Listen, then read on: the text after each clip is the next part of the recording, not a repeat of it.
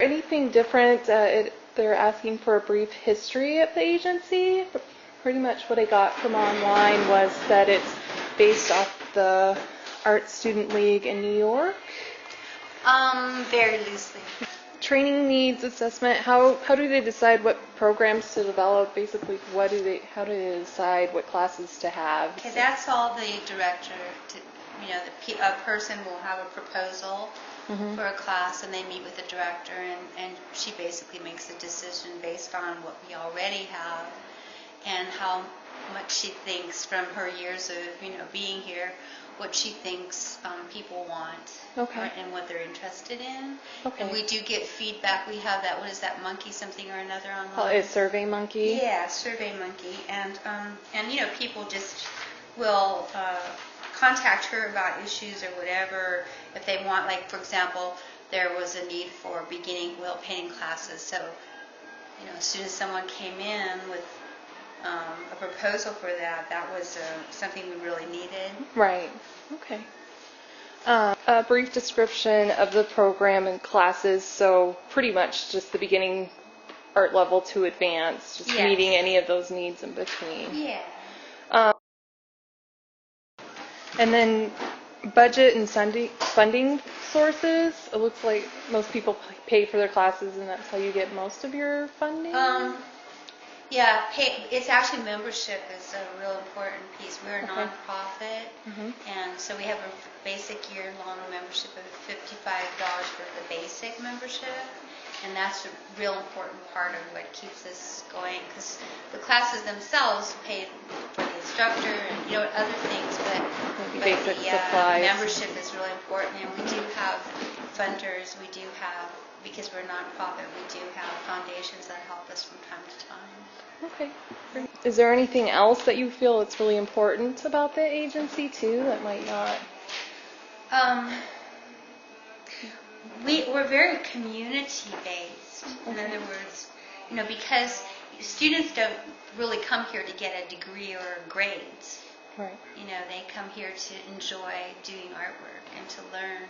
And there's a lightness around that you won't find in a typical art school. There's no competition. There's none of those things.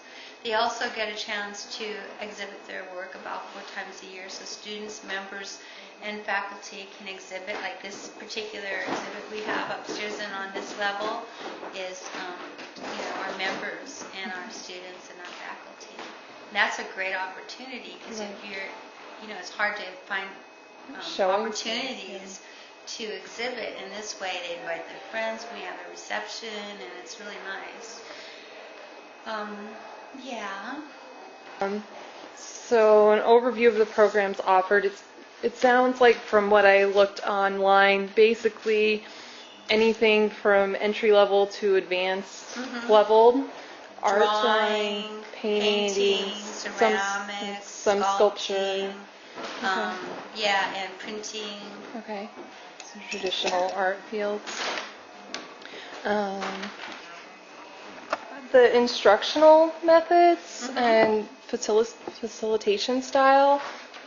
Looks like you use more of a modeling of maybe more like an apprenticeship. Like you have a master teacher that's teaching the class, and then people are learning that way, and then through critiques and so forth. Yeah, we have probably a nice variety of teaching styles, though, because we have instructors who basically work with students as individuals. They go around and check and offer support and critique and so on. Then there are other instructors who have a clear agenda. So we have from one extreme to the other, the full gamut of possibility. So the ones that have a clear agenda, it's not rigid so much, but it's very exact. In other words, their teaching style is exact. And then again, we have those that are very loose, and so that's attractive to different people. Some people want that more structured environment. So we have both, which is really nice, because usually you don't find both in the same space. Right, exactly. And then evaluation methods of the program and participants, is it basically using like the Survey Monkey and taking surveys at the end? Yes, right. And we used to use a form that the instructors would pass out, an evaluation of the teaching style and so on. But I think people are using the Survey Monkey, whoever wants to use it. I mean, I'm not sure how, I don't have any numbers around how popular that's become and how many people are actually using it. But yeah, we definitely, count on people to give us feedback. A lot of times it's verbal feedback to the registrars.